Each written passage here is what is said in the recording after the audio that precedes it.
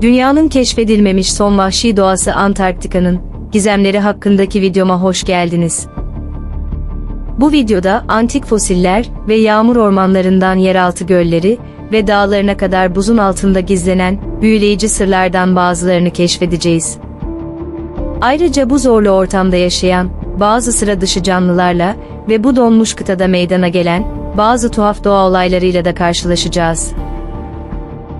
Ancak uyaralım, Antarktika, kalbi zayıf olanlara göre değil. Gölgelerinde kan kırmızısı şelaleler, şarkı söyleyen buzlar ve kayıp şehirler söylentileri gibi bazı ürpertici ve karanlık gizemler gizleniyor. Bu macerada bana katılmaya hazır mısınız? O halde Antarktika'nın gizemlerine dalalım. Yeraltı gölleri. Antarktika'daki kalın buz tabakalarının altında hiçbir şeyin hayatta kalamayacağını düşünebilirsiniz, ancak yanılırsınız.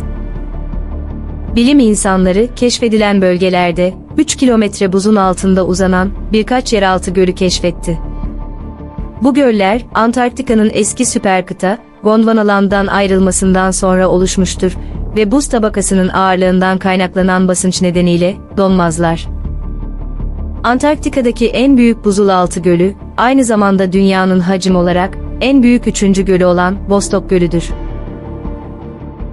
Buzun 3,5 kilometre altında yer alır ve 20 milyon yıl önce buzla kaplanmış olmasına rağmen -3 derece sıcaklığa sahiptir. Bilim insanları göl suyundan örnekler almak ve sırlarını incelemek için buzun içine derin delikler açtılar. Bir başka şaşırtıcı keşifte, bilim insanlarının buz tabakasının yaklaşık 1 kilometre altında, karanlık ve soğuk suda yaşayan çeşitli aktif bir mikroorganizma ekosistemi bulduğu Billans Gölü'nde yapıldı. Bu inanılmaz türler, milyonlarca yıldır temiz hava ya da güneş ışığı görmedikleri halde metan ve amonyumu enerji kaynağı olarak kullanarak gelişiyorlar. Derin Göl. Derin Göl, Doğu Antarktika'da bilim insanlarını yıllardır büyüleyen bir iç göldür. Göl, deniz seviyesinin 55 metre altında yer alır ve derinleştikçe suyun tuzluluk oranı artar. Göl o kadar tuzludur ki, -20 derece sıcaklıkta bile donmaz. Bu da onu dünyadaki en tuzlu göllerden biri yapar. Yüksek tuzluluk oranı da yaşam için eşsiz bir ortam yaratıyor. Bilim insanları, gölün farklı katmanlarında yaşayan, her biri kendine özgü adaptasyonlara ve metabolizmaya sahip 4 farklı türde tuz seven bakteri buldu. Bu bakteriler aşırı koşullarda hayatta kalabilmekte ve göle pembemsi bir renk veren pigmentler üretebilmektedir. Kan şelaleleri. Antarktika'daki en çarpıcı manzaralardan biri, Taylor Buzulu'ndan McMurdo Kuru Vadilerindeki Bonny Gölü'ne akan, kan kırmızısı bir şelale olan Kan Şelalesidir. Bu ürkütücü renk, yüzeye ulaştığında oksitlenerek, buz üzerinde paslı bir leke oluşturan, demir açısından zengin sudan gelmektedir. Bu suyun kaynağı, 2 milyon yılı aşkın bir süredir, buzulun altında sıkışıp kalmış bir buzulaltı gölüdür. Gölde yüksek konsantrasyonda tuz ve demir bulunmaktadır, bu da onu asidik ve oksijenden yoksun hale getirmektedir. Su, aynı zamanda bu zorlu ortamda hayatta kalmak için evrim geçirmiş, enerji kaynağı olarak sülfür ve demir kullanan eski mikropları da içermektedir. Gamburtsev Sıra Dağları.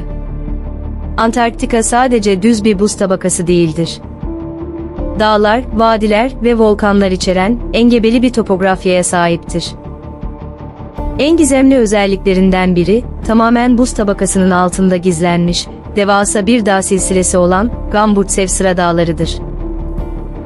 Gamburtsev Sıra Dağları, yaklaşık 1200 kilometre uzunluğundadır ve 3000 metre yüksekliğe kadar zirveleri vardır.